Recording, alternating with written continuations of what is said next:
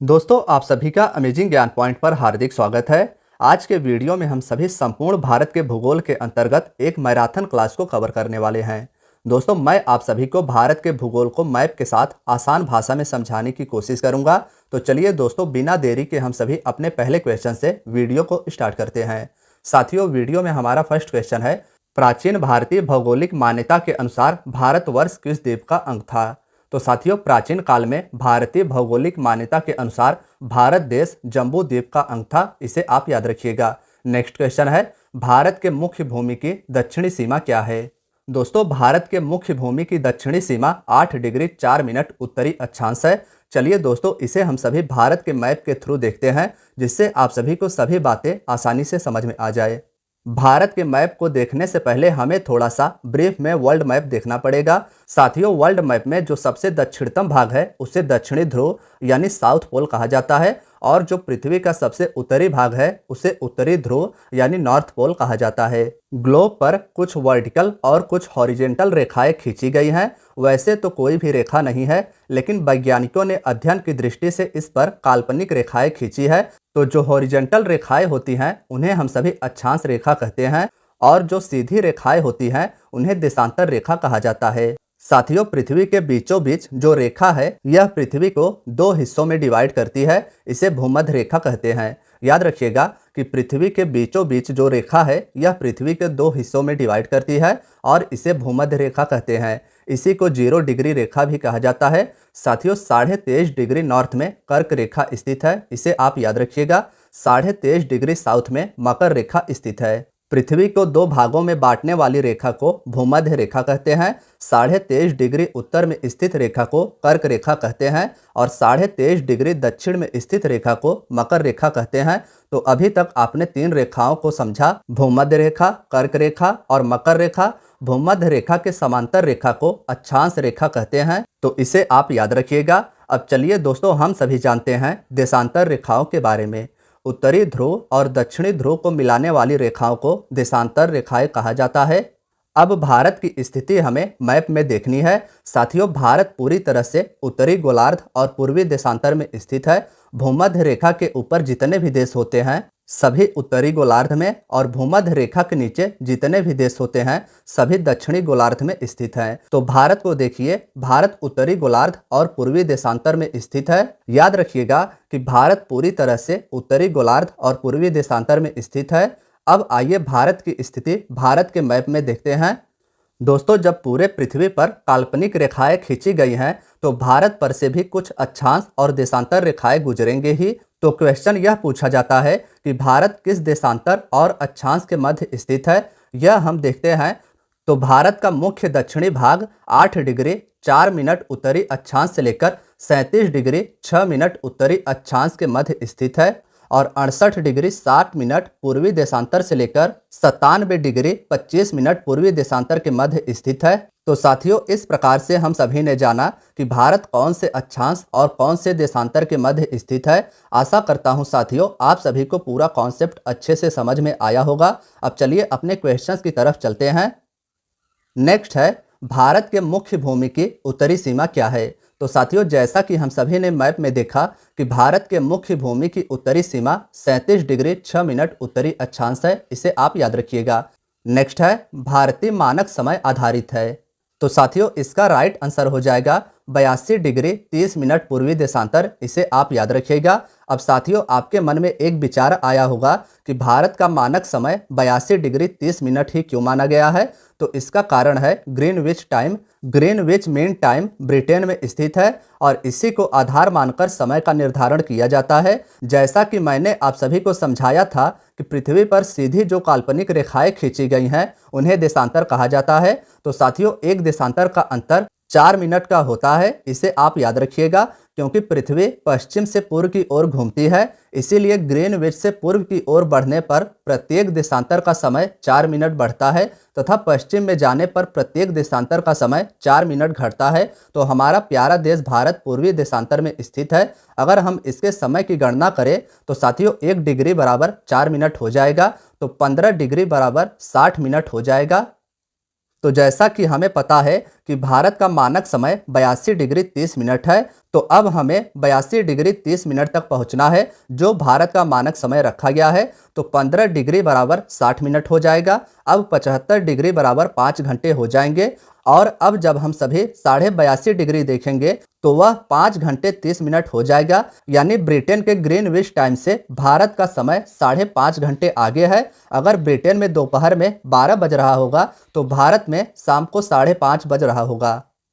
तो साथियों, मुझे पूरी आशा है कि यह भी कॉन्सेप्ट आप सभी को समझ में आया होगा कि भारतीय मानक समय क्यों 82 डिग्री 30 मिनट पूर्वी देशांतर पर स्थित है। नेक्स्ट क्वेश्चन की बात करें तो साथियों, नेक्स्ट क्वेश्चन है, भारत का प्रमाणिक समय उस स्थान का स्थानीय समय है जो इलाहाबाद के समीप से गुजरता है। साथियों, भारत का प्रमाणिक समय 82 डिग्री 30 मिनट पूर्वी देशांतर इलाहाबाद के समीप नैनी से गुजरता है। इसे आप याद रखिएगा। नेक्स्ट है, 82 डिग्री 30 मिनट पूर्वी देशांतर भारत के कितने राज्यों से होकर गुजरती है। तो साथियों, भारत के 5 राज्य ऐसे हैं, उत्तर प्रदेश, मध्य प्रदेश, छत्तीसगढ़, उड़ीसा और आंध्र प्रदेश। पांचों का नाम आप याद रखिएगा, बहुत ही महत्वपूर्ण है। 82 डिग्री 30 मिनट भारत का मानक समय रेखा पूर्वी देशांतर भारत के 5 राज्यों से होकर गुजरता है। नेक्स्ट की बात की जाए तो नेक्स्ट है, इंडियन स्टैंडर्ड टाइम और ग्रीनविच मीन टाइम में कितना अंतर है। तो साथियों, 5 घंटे 30 मिनट का अंतर भारत के मानक समय और ग्रीनविच मीन टाइम के मध्य स्थित है। नेक्स्ट की बात करें तो नेक्स्ट है, भारत का ध्रुव दक्षिणी भाग की भूमध्य रेखा से दूरी कितनी है। साथियों, हमें पता है कि 0 डिग्री अक्षांश से लेकर भारत के मध्य लगभग 876 किलोमीटर की दूरी है। भारत का जो दक्षिणी भाग है और 0 डिग्री अक्षांश के मध्य 876 किलोमीटर की दूरी है, इसे भी आप याद रखिएगा। नेक्स्ट है, भारत का क्षेत्रफल कितना है। तो साथियों, भारत का क्षेत्रफल 32,87,263 वर्ग किलोमीटर है। इसे भी आप याद रखिएगा। यानी भारत का टोटल एरिया 32,87,263 वर्ग किलोमीटर है। नेक्स्ट की बात करें तो नेक्स्ट है, क्षेत्रफल की दृष्टि से विश्व का 7वां सबसे बड़ा देश कौन सा है। तो साथियों, हमारा प्यारा देश भारत क्षेत्रफल यानी एरिया की दृष्टि से विश्व का 7वां सबसे बड़ा देश है। बात करें अगर सबसे बड़े देश की तो साथियों, विश्व में सबसे बड़ा देश क्षेत्रफल के मामले में रूस है। दूसरा नंबर आता है कनाडा का, तीसरा नंबर चीन, चौथा नंबर आ जाएगा अमेरिका का, पांचवा ब्राजील का, छठवां ऑस्ट्रेलिया का और 7वें नंबर पर भारत है। छठवां याद रखिएगा, 6वें नंबर पर ऑस्ट्रेलिया क्षेत्रफल की दृष्टि से है और भारत 7वें नंबर पर है। पहले नंबर पर रूस है। नेक्स्ट है, भारत का क्षेत्रफल संपूर्ण विश्व के क्षेत्रफल का कितना क्षेत्रफल है। तो साथियों, 2.42% इसका राइट आंसर हो जाएगा। संपूर्ण विश्व के क्षेत्रफल का भारत के पास 2.42% एरिया है। नेक्स्ट है, भारत की जनसंख्या संपूर्ण विश्व की जनसंख्या का कितना प्रतिशत है। तो साथियों, संपूर्ण विश्व में जितनी भी जनसंख्या है उसका 17.5% जनसंख्या भारत की है। इसे आप याद रखिएगा। भारत का संपूर्ण क्षेत्रफल विश्व के कुल क्षेत्रफल का 2.42% है और संपूर्ण जनसंख्या भारत का विश्व की कुल जनसंख्या का 17.5% है। नेक्स्ट है, भारत का उत्तर से दक्षिण तक विस्तार कितना है।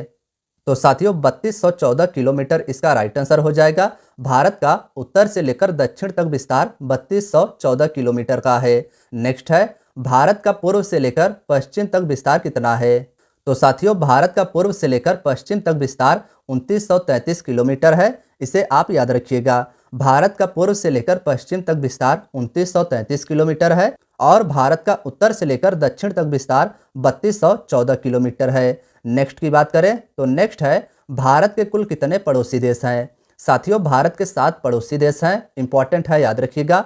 बांग्लादेश, म्यांमार, चीन, नेपाल, भूटान, अफगानिस्तान और पाकिस्तान, ये 7 भारत के पड़ोसी देश हैं। इनका नाम आपको याद रखना है। नेक्स्ट है, भारत देश की सबसे ज़्यादा सीमा किस देश से लगती है। तो साथियों, याद रखिएगा कि भारत देश की सबसे ज़्यादा सीमा बांग्लादेश से लगती है। बांग्लादेश से भारत की सीमा कुल 4096 किलोमीटर की लगती है। तो इसे आप याद रखिएगा।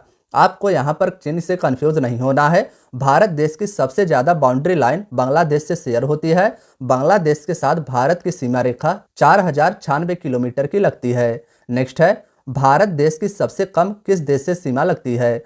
तो अफगानिस्तान इसका राइट आंसर हो जाएगा। भारत देश की सबसे कम सीमा अफगानिस्तान के साथ 106 किलोमीटर की लगती है, भारत के केंद्र शासित प्रदेश लद्दाख से। भारत की सबसे ज़्यादा सीमा बांग्लादेश और सबसे कम सीमा अफगानिस्तान के साथ लगती है। बांग्लादेश से भारत के कितने राज्यों की सीमा लगती है, यह हमारा नेक्स्ट क्वेश्चन है। तो साथियों, बांग्लादेश के साथ भारत के पश्चिम बंगाल, त्रिपुरा, मेघालय, मिजोरम और असम 5 राज्य ऐसे हैं जो बांग्लादेश के साथ सीमा साझा करते हैं, इसे आप याद रखिएगा। नेक्स्ट है, चीन के साथ भारत की कुल कितनी सीमा रेखा लगती है। तो साथियों, चीन के साथ भारत की 3488 किलोमीटर की सीमा रेखा लगती है, इसे आप याद रखिएगा। नेक्स्ट है, पाकिस्तान के साथ भारत की कुल कितनी सीमा रेखा लगती है। साथियों, 3323 किलोमीटर की सीमा रेखा भारत की पाकिस्तान के साथ लगती है, यानी भारत का सबसे अधिक बांग्लादेश, उसके बाद चीन और तीसरे नंबर पर आता है पाकिस्तान, जिसकी सीमा भारत से लगती है। नेक्स्ट है, पाकिस्तान से भारत के कितने राज्य लगे हुए हैं। साथियों, 5 राज्य राजस्थान, जम्मू कश्मीर, लद्दाख, गुजरात और पंजाब ऐसे हैं जिनकी सीमा पाकिस्तान से लगती है। नेक्स्ट है, नेपाल से भारत की कितनी सीमा रेखा लगती है। साथियों, नेपाल देश के साथ भारत की कुल सीमा रेखा 1751 किलोमीटर लंबी है, इसे आप याद रखिएगा। नेपाल के साथ भारत के कितने राज्य लगते हैं अगर बात करें तो 5 राज्य ऐसे हैं भारत के जिनकी सीमा नेपाल से लगती है। उत्तर प्रदेश याद रखिएगा, बिहार, उत्तराखंड, सिक्किम और पश्चिम बंगाल। इंपॉर्टेंट है पश्चिम बंगाल और सिक्किम, ये 2 राज्य ऐसे हैं जो ऑप्शंस में आ सकते हैं, इनमें आप कंफ्यूज हो जाएंगे। नेक्स्ट की बात करें तो नेक्स्ट है, म्यांमार के साथ भारत के कितने राज्य लगे हुए हैं। तो साथियों, म्यांमार देश के साथ भारत के 4 राज्य लगे हुए हैं, अरुणाचल प्रदेश, मिजोरम, मणिपुर और नागालैंड, तो इसे आप याद रखिएगा। नेक्स्ट है, भूटान के साथ भारत के कितने राज्य लगे हुए हैं।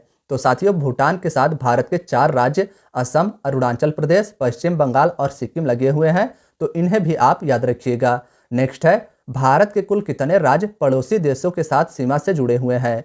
तो साथियों, भारत के कुल 16 राज्य ऐसे हैं जो पड़ोसी देशों के साथ सीमा साझा करते हैं। नेक्स्ट है, भारत के सबसे दक्षिणी बिंदु को किस नाम से जाना जाता है। तो साथियों, भारत के सबसे दक्षिणी बिंदु को इंदिरा पॉइंट के नाम से जाना जाता है, जो अंडमान निकोबार द्वीप समूह के अंतर्गत निकोबार द्वीप में स्थित है। भारत का सबसे दक्षिणतम बिंदु निकोबार द्वीप समूह में इंदिरा पॉइंट कहलाता है। नेक्स्ट है, भारत के सबसे दक्षिणी बिंदु को पहले किस नाम से जाना जाता था।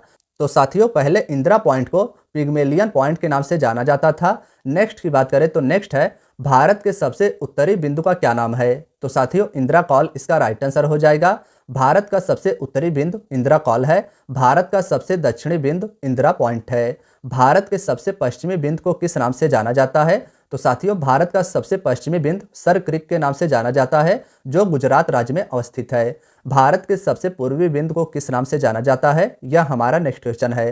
तो साथियों, किबिथु इसका राइट आंसर हो जाएगा। अरुणाचल प्रदेश राज्य में स्थित किबिथु भारत का सबसे पूर्वी बिंदु है। भारत का सबसे पश्चिमी बिंदु सर क्रीक जो कि गुजरात में स्थित है।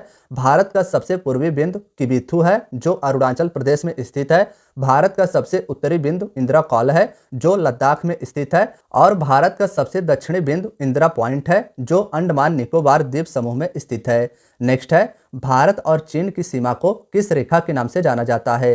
तो साथियों, भारत और चीन की सीमा रेखा को मैकमोहन रेखा के नाम से जाना जाता है, जिसका निर्धारण वर्ष 1914 में शिमला में किया गया था। इंपॉर्टेंट है, याद रखिएगा। भारत और चीन की सीमा रेखा को मैकमोहन रेखा के नाम से जाना जाता है।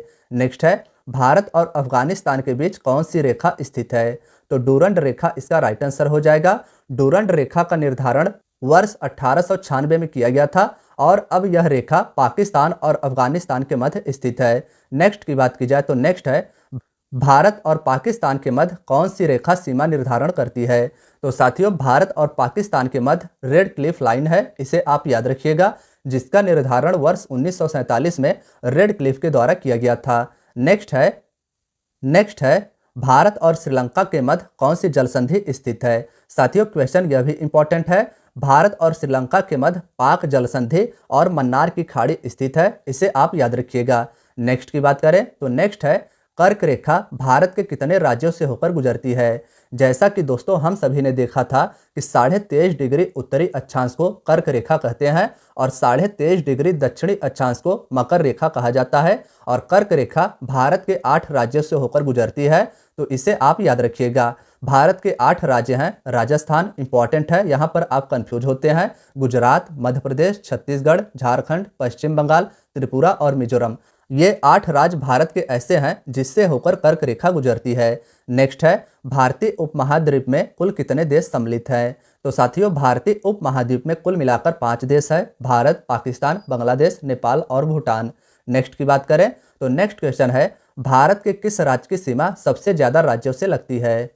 तो साथियों, इसका उत्तर प्रदेश राइट आंसर हो जाएगा। भारत के 8 राज्य ऐसे हैं जिनकी सीमा उत्तर प्रदेश से लगती है और भारत का उत्तर प्रदेश राज्य ही ऐसा है जिसकी सीमा सबसे ज्यादा राज्यों से लगती है। बात करें अगर उन राज्यों की तो साथियों, उत्तर प्रदेश के साथ उत्तराखंड, हिमाचल प्रदेश याद रखिएगा, इंपॉर्टेंट है। हिमाचल प्रदेश की सीमा भारत के उत्तर प्रदेश राज्य से लगती है। हरियाणा, राजस्थान, मध्य प्रदेश, छत्तीसगढ़, झारखंड और बिहार, तो ये 8 राज्य ऐसे हैं जिनकी सीमा उत्तर प्रदेश से लगती है। नेक्स्ट है, उत्तर प्रदेश की सीमा किस केंद्र शासित प्रदेश से लगती है? तो न्यू दिल्ली इसका राइट आंसर हो जाएगा। भारत की राजधानी न्यू दिल्ली उत्तर प्रदेश से सीमा निर्धारित करती है। नेक्स्ट है, भारतीय राज्यों में किस राज्य की तट रेखा सर्वाधिक लंबी है?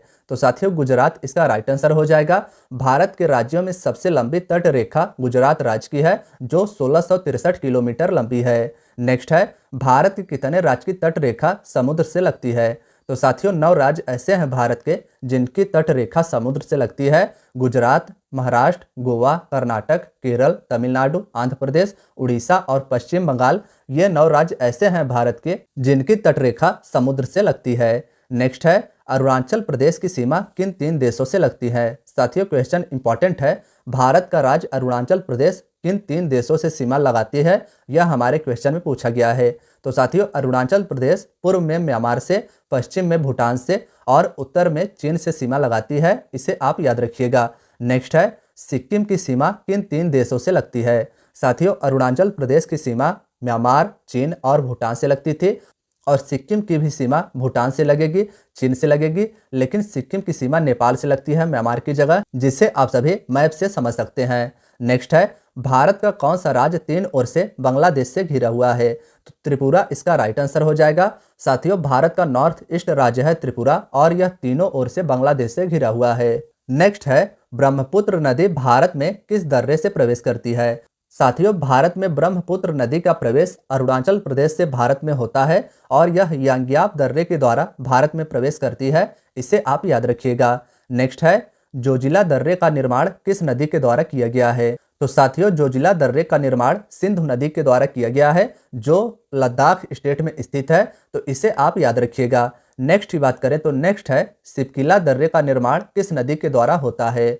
तो साथियों, सतलज नदी के द्वारा सिपकिला दर्रे का निर्माण किया गया है और यह हिमाचल प्रदेश राज्य में अवस्थित है। सिपकिला दर्रा हिमाचल प्रदेश राज्य में अवस्थित है और यह दर्रा सतलज नदी के द्वारा निर्मित किया गया है। नेक्स्ट है, जेलेपला दर्रे का निर्माण किस नदी से होता है? तो साथियों, जेलेपला दर्रे का निर्माण तीस्ता नदी के द्वारा होता है। इसे आप याद रखिएगा।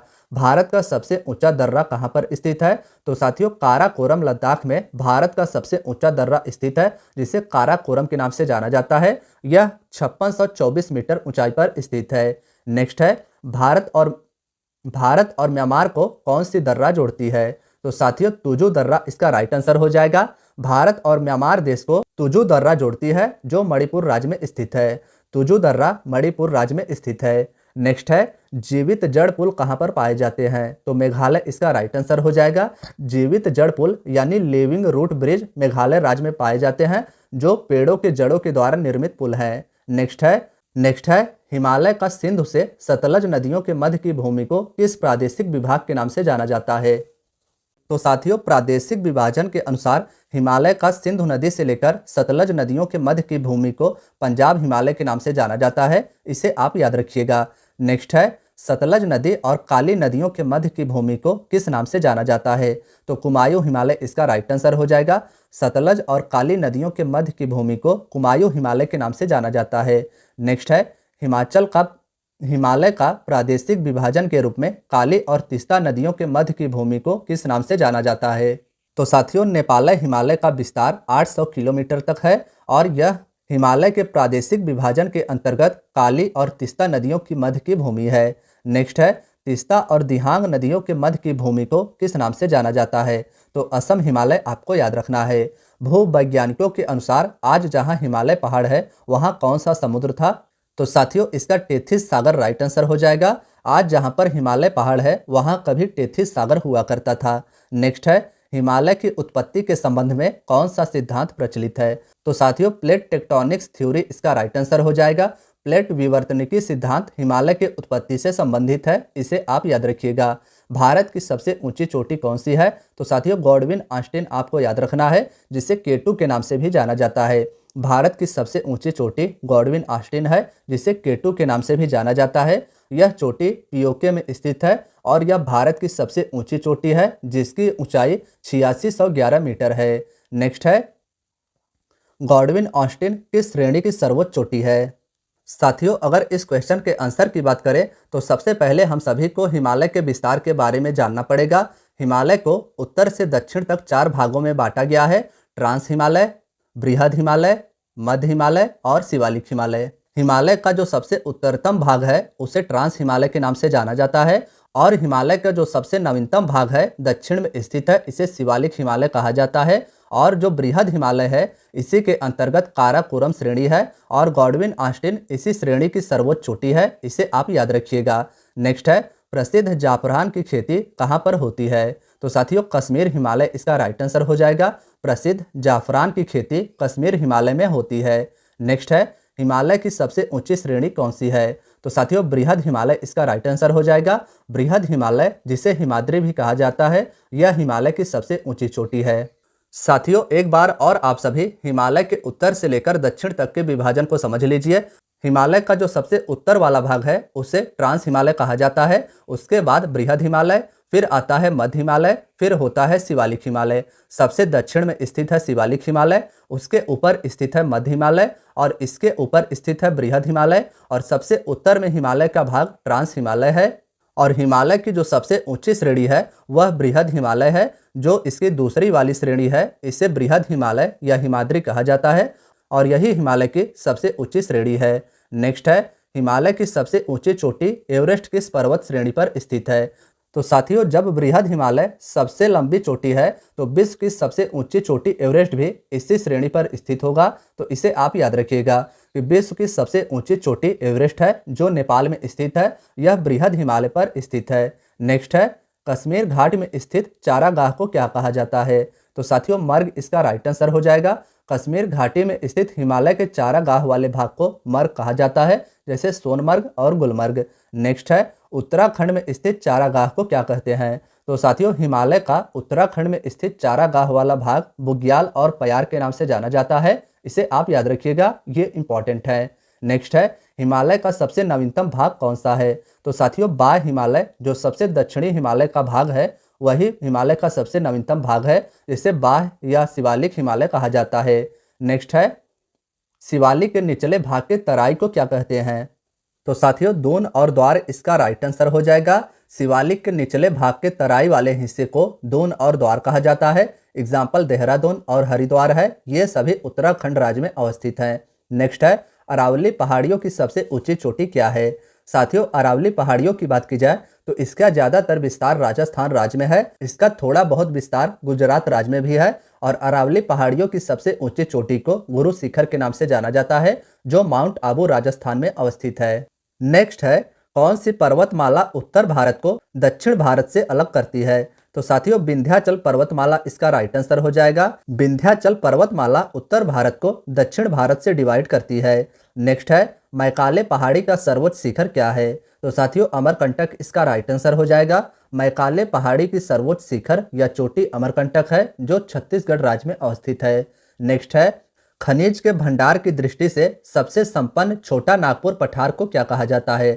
साथियों, खनिज के भंडार की दृष्टि से सबसे संपन्न भारत का छोटा नागपुर पठार है, जो झारखंड राज्य में अवस्थित है। मुख्यतः इसे भारत का रूर कहा जाता है। नेक्स्ट है, सतपुड़ा की सबसे ऊंची चोटी कौन सी है? तो धूपगढ़ इसका राइट आंसर हो जाएगा। सतपुड़ा पर्वत श्रेणी की सबसे ऊंची चोटी धूपगढ़ है, इसे आप याद रखिएगा।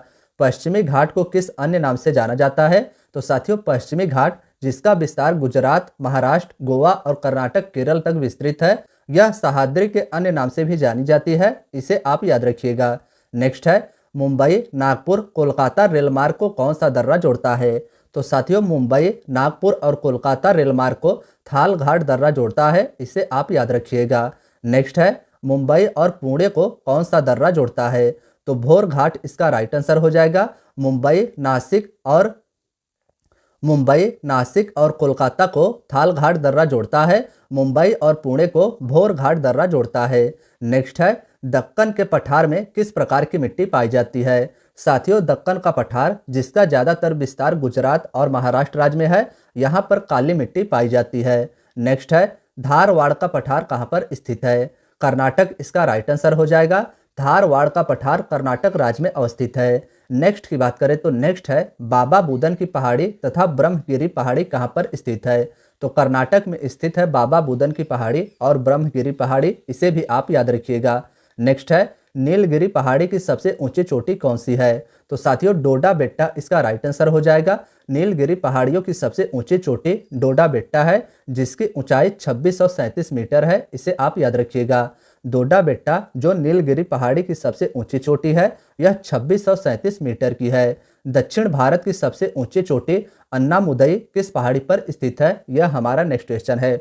साथियों दक्षिण भारत की सबसे ऊंची चोटी अन्नामुदई है, इसे आप याद रखिएगा। यह चोटी 2695 मीटर की है और यह अन्नामलाई की पहाड़ियों पर स्थित है। नेक्स्ट है प्रसिद्ध पर्यटक स्थल कोडाईकनाल किस पहाड़ी पर स्थित है? तो तमिलनाडु के पालनी पहाड़ियों पर स्थित है प्रसिद्ध पर्यटक स्थल कोडाईकनाल, इसे आप याद रखिएगा। नेक्स्ट है सेवराई पहाड़ियाँ कहाँ पर स्थित है? तो तमिलनाडु इसका राइट आंसर हो जाएगा। नेक्स्ट की बात करें तो नेक्स्ट है पारादीप बंदरगाह किस राज्य में स्थित है? साथियों कई बार यह क्वेश्चन पूछा जा चुका है, तो याद रखिएगा कि पारादीप बंदरगाह भारत के उड़ीसा राज्य में स्थित है। बंगाल की खाड़ी में पारादीप बंदरगाह उड़ीसा राज्य में अवस्थित है। नेक्स्ट है तूतीकोरिन और एन्नौर बंदरगाह किस राज्य में स्थित है? साथियों ये भी बंदरगाह इंपॉर्टेंट है, तो तमिलनाडु इसका राइट आंसर हो जाएगा। नेक्स्ट है पूर्वी तट पर स्थित लैंगून झील पुलिकट किस राज्य में स्थित है? साथियों लैंगून झील उन्हें कहा जाता है जिस झील का पानी समुद्र से झील में आता हो, और पुलिकट झील तमिलनाडु राज्य में स्थित है जो लैंगून झील है। नेक्स्ट है लैंगून झील चिल्का किस राज्य में अवस्थित है? साथियों लैंगून झील चिल्का जो खारे पानी की झील है, यह उड़ीसा राज्य में अवस्थित है। नेक्स्ट है भारत की सबसे अधिक खारे पानी की झील कौन सी है? तो सांभर झील राजस्थान इसका राइट आंसर हो जाएगा। सांभर झील राजस्थान राज्य में अवस्थित है जो भारत की सबसे अधिक खारे पानी की झील है। नेक्स्ट है भारत की सबसे बड़ी मीठे पानी की झील कौन सी है? तो साथियों वुलर झील जम्मू कश्मीर में स्थित है और यह भारत की सबसे बड़ी मीठे पानी की झील है। नेक्स्ट है तुलबुल परियोजना जम्मू कश्मीर किस झील पर स्थित है? साथियों तुलबुल परियोजना जो जम्मू कश्मीर की एक परियोजना है, यह वुलर झील पर स्थित है, यह भी इंपॉर्टेंट है, तो याद रखिएगा। नेक्स्ट है लैंगून झील कोलेरू किस राज्य में अवस्थित है? आंध्र प्रदेश इसका राइट आंसर हो जाएगा। नेक्स्ट है बेरी नाग झील किस राज्य में अवस्थित है? जम्मू कश्मीर, याद रखिएगा। नाग से संबंधित जितने भी झील हैं वे जम्मू कश्मीर में स्थित होंगे और ताल से संबंधित जितने भी झील हैं वे उत्तराखंड राज्य में स्थित होंगे। नेक्स्ट है राकसताल झील किस राज्य में अवस्थित है? तो साथियों उत्तराखंड इसका राइट आंसर हो जाएगा। राकसताल झील उत्तराखंड में और बेरी नाग झील जम्मू कश्मीर राज्य में अवस्थित है। राजसमंद झील किस राज्य में अवस्थित है? तो राजस्थान इसका राइट आंसर हो जाएगा। राजसमंद राजस्थान दोनों का राज मिल रहा है, इससे भी आप सभी याद कर सकते हैं। भारत की सबसे बड़ी कृत्रिम झील कौन सी है? तो साथियों गोविंद बल्लभ पंत सागर झील, याद रखिएगा, जो रिहंद नदी उत्तर प्रदेश में स्थित है। यह भारत की सबसे बड़ी आर्टिफिशियल झील है जिसे गोविंद बल्लभ पंत सागर झील के नाम से जाना जाता है। नेक्स्ट है भारत की सबसे अधिक ऊंचाई पर स्थित कौन सी झील है? तो साथियों चोलोमू झील इसका राइट आंसर हो जाएगा। भारत की सबसे अधिक ऊंचाई पर स्थित झील चोलोमू झील है जो सिक्किम राज्य में अवस्थित है। नेक्स्ट है ज्वालामुखी उद्गार से बनी लोनार झील किस राज्य में स्थित है? तो साथियों महाराष्ट्र इसका राइट आंसर हो जाएगा। महाराष्ट्र में स्थित है लोनार झील। उकाई झील किस राज्य में स्थित है? तो साथियों गुजरात में स्थित है उकाई झील, जिसका पानी ताप्ती नदी से प्राप्त होता है। नेक्स्ट है राणा प्रताप सागर जवाहर सागर झील किस नदी पर स्थित है? तो साथियों, राणा प्रताप सागर यह झील राजस्थान राज्य में स्थित है।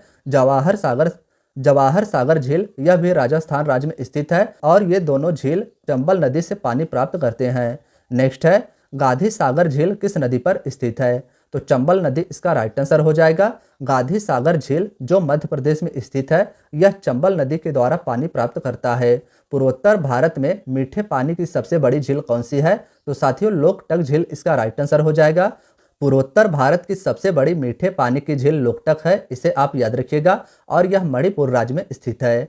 केबुल लामजाओ नाम का तैरता हुआ राष्ट्रीय पार्क किस झील में स्थित है? साथियों, केबुल लामजाओ नाम का नेशनल पार्क लोकटक झील मणिपुर में स्थित है, तो इसे भी आप याद रखिएगा। बहुत ही महत्वपूर्ण है केबुल लामजाओ, कई बार एग्जाम्स में पूछा जा चुका है।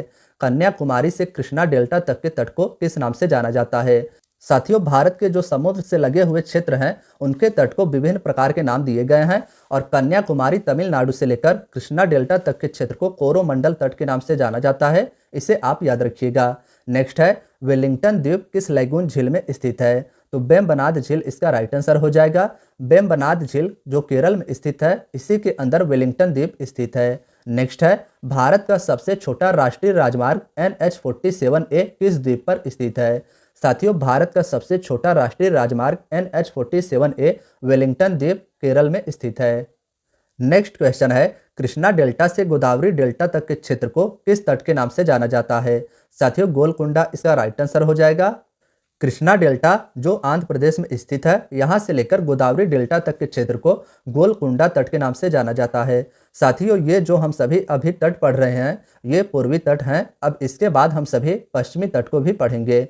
नेक्स्ट है, गोदावरी डेल्टा से लेकर उत्तरी तटीय भाग के तट को किस नाम से जाना जाता है? तो साथियों, गोदावरी डेल्टा से लेकर उत्तरी तटीय भाग तक के तट को उत्तरी सरकार तट के नाम से जाना जाता है, इसे आप याद रखिएगा। गुजरात से गोवा तक का तटीय क्षेत्र किस नाम से जाना जाता है? यह हमारा नेक्स्ट क्वेश्चन है। साथियों, अब हम आ गए हैं भारत के पश्चिम में। अब हम सभी भारत के पश्चिम स्थित समुद्र तट को जानेंगे। गुजरात से लेकर गोवा तक का तटीय क्षेत्र कोंकण तट के नाम से जाना जाता है, इंपॉर्टेंट है, याद रखिएगा। नेक्स्ट है, गोवा से कर्नाटक के मंगलोर तक का तटीय क्षेत्र किस नाम से जाना जाता है? तो केनरा तट के नाम से गोवा से कर्नाटक तक के क्षेत्र को जाना जाता है, इसे आप याद रखिएगा। मंगलोर जो कर्नाटक में स्थित है, यहाँ से लेकर कन्याकुमारी जो तमिलनाडु में स्थित है, यहाँ के तटीय क्षेत्र को किस नाम से जाना जाता है? तो साथियों, मालाबार तट के नाम से इसे जाना जाता है, इसे भी आप याद रखिएगा। गुजरात से गोवा तक के क्षेत्र को कोंकण तट के नाम से, गोवा से कर्नाटक तक के क्षेत्र को केनरा तट के नाम से और कर्नाटक के मंगलोर से कन्याकुमारी तमिलनाडु तक के तटीय क्षेत्र को मालाबार तट के नाम से जाना जाता है। नेक्स्ट है, कांडला बंदरगाह किस राज्य में अवस्थित है? गुजरात इसका राइट आंसर हो जाएगा। कांडला बंदरगाह गुजरात राज्य में अवस्थित है। मारमा गोवा बंदरगाह किस राज्य में स्थित है? साथियों, यह भी इंपॉर्टेंट है, तो गोवा इसका राइट आंसर हो जाएगा। नेक्स्ट है, नाहवा सेवा बंदरगाह किस राज्य में स्थित है? साथियों, नाहवा सेवा बंदरगाह जो पंडित जवाहरलाल नेहरू के अन्य नाम से भी जाना जाता है, यह महाराष्ट्र राज्य में अवस्थित है। महाराष्ट्र का मुंबई शहर किस द्वीप पर स्थित है? यह हमारा नेक्स्ट क्वेश्चन है। साथियों, सालसेट द्वीप इसका राइट आंसर हो जाएगा। अंडमान निकोबार द्वीप समूह कहाँ पर स्थित है? तो साथियों, बंगाल की खाड़ी में स्थित है अंडमान निकोबार द्वीप समूह, इसे आप याद रखिएगा। अंडमान निकोबार द्वीप समूह का सबसे उत्तरी द्वीप कौन सा है? तो साथियों, अंडमान निकोबार द्वीप समूह जो भारत के दक्षिण में स्थित है, इसका सबसे उत्तरी द्वीप लैंडफॉल है, इसे आप याद रखिएगा। नेक्स्ट है, अंडमान निकोबार द्वीप समूह की राजधानी पोर्ट ब्लेयर किस द्वीप पर स्थित है? साथियों, अंडमान निकोबार द्वीप समूह भारत का केंद्र शासित प्रदेश है और इसकी राजधानी पोर्ट ब्लेयर है, जो दक्षिणी अंडमान में स्थित है। नेक्स्ट है, विश्व का सबसे बड़ा नदी द्वीप माजुली किस राज्य में स्थित है? साथियों, विश्व का सबसे बड़ा नदी द्वीप माजुली है, सबसे पहले आप इसे याद करिएगा। और माजुली द्वीप ब्रह्मपुत्र नदी के द्वारा बनाया गया विश्व का सबसे बड़ा नदी द्वीप है और यह असम राज्य में स्थित है। नेक्स्ट है, अंडमान निकोबार द्वीप समूह की सबसे ऊंची चोटी कौन सी है? साथियों, अंडमान निकोबार द्वीप समूह की सबसे ऊंची चोटी सैंडल पीक है, जो उत्तरी अंडमान में स्थित है। नेक्स्ट है, मालदीव और मिनिकॉय के मध्य कौन सा चैनल स्थित है? साथियों, मालदीव जो एक देश है और मिनिकॉय जो लक्षद्वीप केंद्र शासित प्रदेश के अंतर्गत सबसे दक्षिणतम उसका द्वीप है। मालदीव देश और मिनिकॉय के मध्य 8 डिग्री चैनल स्थित है, इसे आप याद रखिएगा। नेक्स्ट है, मिनिकॉय और कवरत्ती को कौन सा चैनल अलग करता है?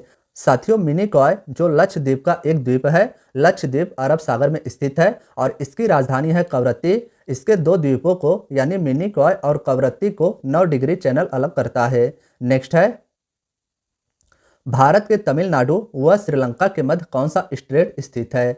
साथियों मोस्ट इंपॉर्टेंट है, पाक स्ट्रेट इसका राइट आंसर हो जाएगा। भारत के तमिलनाडु राज्य और श्रीलंका के मध्य पाक स्ट्रेट स्थित है। व्हीलर द्वीप उड़ीसा में जो स्थित है, इसका नाम बदलकर अब क्या कर दिया गया है? तो साथियों अब्दुल कलाम द्वीप इसका राइट आंसर हो जाएगा। व्हीलर द्वीप जो उड़ीसा में स्थित था, इसे अब अब्दुल कलाम द्वीप के नाम से जाना जाएगा। नेक्स्ट है, भारत में दो प्रसिद्ध ज्वालामुखी हैं, वे कौन कौन से हैं?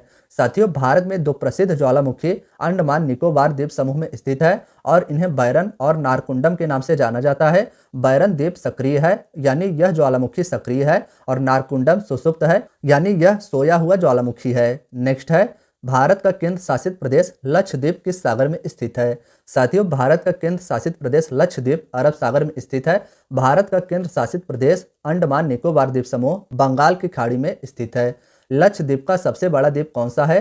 तो साथियों ऑर्डेट इसका राइट आंसर हो जाएगा। लक्षद्वीप की राजधानी कवरत्ती और लक्षद्वीप का सबसे बड़ा द्वीप ऑर्डेट है। नेक्स्ट है, लक्षद्वीप समूह में कौन सी भाषा बोली जाती है? तो मलयालम इसका राइट आंसर हो जाएगा। मलयालम जो केरल का ऑफिशियल लैंग्वेज है, यहाँ से लक्षद्वीप की दूरी बहुत कम है और इसी के प्रभाव के चलते लक्षद्वीप समूह की भाषा मलयालम है, इसे आप याद रखिएगा। सिंधु नदी का उद्गम कहाँ से होता है? साथियों यह हमारा नेक्स्ट क्वेश्चन है। सिंधु नदी का उद्गम तिब्बत के मानसरोवर झील से होता है, जिसकी लंबाई 2880 किलोमीटर है। सिंधु नदी का उद्गम चीन ऑक्यूपाइड तिब्बत से होता है और यहाँ से यह भारत के लद्दाख राज्य में प्रवेश करती है। जम्मू कश्मीर से होते हुए यह नदी पाकिस्तान में प्रवेश करती है और यह आगे जाकर अरब सागर में अपना मुहाना बनाती है। सिंधु नदी की टोटल लंबाई 2880 किलोमीटर है। नेक्स्ट है, सिंधु नदी भारत के किन किन राज्यों से होकर बहती है? साथियों सिंधु नदी भारत के जम्मू कश्मीर और लद्दाख राज्य से बहती है। नेक्स्ट है, भारत और पाकिस्तान के मध्य सिंधु जल समझौता कब हुआ था? साथियों भारत और पाकिस्तान के मध्य 1960 में सिंधु जल समझौता हुआ था, जिसके तहत भारत सिंधु नदी का 20% जल का उपयोग करेगा और पाकिस्तान सिंधु नदी के 80% जल का उपयोग करता है। नेक्स्ट क्वेश्चन है, झेलम नदी का उद्गम कहाँ से होता है? साथियों झेलम नदी का उद्गम शेषनाग झील से होता है। यह नदी मुख्यतः भारत के जम्मू कश्मीर से बहती है और इसका मुहाना आगे जाकर चिनाब नदी में हो जाता है। नेक्स्ट है, रावी नदी का उद्गम कहाँ से होता है? साथियों रावी नदी का उद्गम रोहतांग दर्रे के समीप हिमाचल प्रदेश से होता है। इंपॉर्टेंट है, याद रखिएगा। रोहतांग दर्रा हिमाचल प्रदेश में स्थित है और यहीं से रावी नदी का उद्गम होता है। नेक्स्ट है, सतलज नदी का उद्गम कहाँ से होता है? साथियों सतलज नदी का उद्गम राकसताल तिब्बत से होता है, इसे आप याद रखिएगा और इसका मुहाना व्यास नदी से होता है। यानी सतलज नदी का उद्गम राकसताल तिब्बत से होता है और आगे जाकर यह नदी व्यास नदी में सम्मिलित हो जाती है। नेक्स्ट है, गंगा नदी का उद्गम कहाँ से होता है? साथियों गंगा नदी जिसका उद्गम गोमुख हिमानी उत्तराखंड से होता है, यानी गंगा नदी का उद्गम गोमुख हिमानी नामक स्थान से उत्तराखंड से होता है और आगे जाकर यह नदी उत्तर प्रदेश, बिहार, पश्चिम बंगाल से होते हुए बांग्लादेश में जाती है और बंगाल की खाड़ी में अपना मुहाना बनाती है। नेक्स्ट है, गंगा नदी का भारत में लंबाई कितनी है? साथियों इंपॉर्टेंट क्वेश्चन है। गंगा नदी की भारत में टोटल लंबाई 2525 किलोमीटर है। नेक्स्ट है, गंगा नदी का नाम गंगा किस स्थल पर पड़ता है? साथियों यह क्वेश्चन कई बार पूछा जा चुका है कि गंगा नदी का नाम गंगा किस स्थल से पड़ता है। साथियों जब अलकनंदा और भागीरथी नदी का संगम होता है देवप्रयाग में, तब गंगा नदी को गंगा के नाम से जाना जाता है। नेक्स्ट है, गंगा नदी किस स्थल से मैदानी भाग में प्रवेश करती है? साथियों गंगा नदी देवप्रयाग में गंगा नदी के नाम से जानी जाती है और उसके बाद यह हरिद्वार में जब प्रवेश करती है तब यह मैदानी भाग में प्रवेश करती है। इसके पहले यह नदी पहाड़ी एरिया से बहती है। नेक्स्ट है, गंगा नदी को बांग्लादेश में किस नाम से जाना जाता है? साथियों पद्मा इसका याद रखिएगा। गंगा नदी को बांग्लादेश में पद्मा के नाम से जाना जाता है। नेक्स्ट है, यमुना नदी का संगम किस नदी में होता है? तो गंगा नदी इसका राइट आंसर हो जाएगा। यमुना नदी जिसका उद्गम उत्तराखंड राज्य से होता है, यह आगे जाकर नई दिल्ली से आगरा से होते हुए प्रयागराज में गंगा नदी में सम्मिलित हो जाती है। नेक्स्ट है, यमुना नदी में दक्षिण से मिलने वाली सहायक नदियां कौन कौन सी है? साथियों यह भी इंपॉर्टेंट क्वेश्चन है। यमुना नदी में दक्षिण से मिलने वाली नदियां चंबल, बेतवा और केन है, इसे आप याद रखिएगा। नेक्स्ट क्वेश्चन है, चंबल नदी का उद्गम कहां से होता है? साथियों चंबल नदी जो यमुना की सहायक नदी है, इसका उद्गम जाना पाव पहाड़ी मध्य प्रदेश से होता है। नेक्स्ट है, चंबल नदी का संगम किस नदी में होता है? तो यमुना इसका राइट आंसर हो जाएगा। नेक्स्ट की बात करें तो नेक्स्ट है, ब्रह्मपुत्र नदी को अरुणाचल प्रदेश में किस नाम से जाना जाता है? साथियों ब्रह्मपुत्र नदी को अरुणाचल प्रदेश में दिहांग के नाम से जाना जाता है। नेक्स्ट है, ब्रह्मपुत्र को तिब्बत में किस नाम से जाना जाता है? तिब्बत में ब्रह्मपुत्र नदी को संपो या सांगपो के नाम से जाना जाता है। और जब ब्रह्मपुत्र नदी भारत में अरुणाचल प्रदेश राज्य से प्रवेश करती है यांग्याब दर्रे से, तब इसे दिहांग नाम से जाना जाता है। और यह जब नदी असम में प्रवेश करती है तब इसे ब्रह्मपुत्र के नाम से जाना जाता है। नेक्स्ट है, ब्रह्मपुत्र नदी को बांग्लादेश में किस नाम से जाना जाता है? तो साथियों जमुना इसका राइट आंसर हो जाएगा। ब्रह्मपुत्र नदी जो तिब्बत से निकलती है वहां पर इसे सांपो के नाम से जाना जाता है। अरुणाचल प्रदेश में इसे दिहांग के नाम से, असम में इसे ब्रह्मपुत्र के नाम से और बांग्लादेश में इसे जमुना के नाम से जाना जाता है। नेक्स्ट है, लोहित, कामेंग, सुबनश्री, मानस किसकी सहायक नदियां हैं? तो साथियों ये सभी नदियां ब्रह्मपुत्र की सहायक हैं और इम्पॉर्टेंट है। इंपॉर्टेंट इसमें सभी है तो याद रखिएगा, लोहित, कामेंग, सुबनश्री और मानस ये सभी ब्रह्मपुत्र की सहायक नदियां हैं। नेक्स्ट है, नर्मदा नदी किस पर्वत श्रृंखला के मध्य से होकर बहती है? तो साथियों नर्मदा नदी जो भ्रंश घाटी से होकर बहती है, यह विंध्य और सतपुड़ा पर्वत श्रृंखला के मध्य से होकर बहती है। इसे आप याद रखिएगा। जैसे यह हो गया विंध्य पर्वत, यह हो गया सतपुड़ा पर्वत और इसी के मध्य से होकर नर्मदा नदी अरब सागर में जाकर गिरती है। नेक्स्ट है, नर्मदा नदी का उद्गम किस स्थान से होता है? तो अमरकंटक इसका राइट आंसर हो जाएगा। विंध्याचल पर्वत श्रेणी के अमरकंटक से नर्मदा नदी का उद्गम होता है। यह नदी विंध्य व सतपुड़ा के मध्य से होते हुए अरब सागर में जाकर गिरती है। नेक्स्ट है, कपिल धारा जलप्रपात का निर्माण किस नदी के द्वारा किया जाता है? साथियों कपिल धारा जलप्रपात को धुआंधार जलप्रपात के नाम से भी जाना जाता है। यह जलप्रपात यानी झरना मध्य प्रदेश राज्य में अवस्थित है और यह नर्मदा नदी पर निर्मित है। नेक्स्ट है, कौन सी दो नदियां डेल्टा के बजाय एस्चुरी बनाती हैं? तो साथियों नर्मदा और ताप्ती इसका राइट आंसर हो जाएगा। नर्मदा और ताप्ती नदियां जिनका अपवाह तंत्र है वो उल्टा है, यानी ये नदियां गुजरात से होते हुए अरब सागर में जाकर गिरती हैं और भारत की ज़्यादातर नदियां बंगाल की खाड़ी में अपना मुहाना बनाती हैं। ये नदियां डेल्टा के बजाय एस्चुरी बनाती हैं। ज़्यादातर जो नदियां हैं बंगाल की खाड़ी में गिरती हैं वे डेल्टा बनाती हैं और जो नदियां अरब सागर में जाकर गिरती हैं वे एस्चुरी का निर्माण करती हैं। नेक्स्ट है, ब्राह्मणी और बैतरणी किसकी सहायक नदियां हैं? तो महानदी इसका राइट आंसर हो जाएगा। ब्राह्मणी और बैतरणी महानदी की सहायक नदियां हैं। नेक्स्ट है, उज्जैन का प्रसिद्ध महाकालेश्वर मंदिर किस नदी के तट पर स्थित है? तो साथियों शिप्रा इसका राइट आंसर हो जाएगा। महाकालेश्वर मंदिर मध्य प्रदेश के उज्जैन का एक प्रसिद्ध पर्यटक स्थल है और यह शिप्रा नदी के तट पर स्थित है। नेक्स्ट है, कौन सी नदी कर्क रेखा को 2 बार काटती है? तो साथियों माही नदी इसका राइट आंसर हो जाएगा। कर्क रेखा जो 23.5 डिग्री अक्षांश रेखा है, इसे माही नदी भारत में 2 बार काटती है। कृष्णा नदी का उद्गम स्थल कौन सा है? तो साथियों महाबलेश्वर इसका राइट आंसर हो जाएगा। कृष्णा नदी का उद्गम पश्चिमी घाट महाराष्ट्र के महाबलेश्वर से होता है। इसे आप याद रखिएगा। नेक्स्ट है, गोवा की 2 महत्वपूर्ण नदियां कौन कौन सी है? तो साथियों मांडवी और जुआरी इसका राइट आंसर हो जाएगा।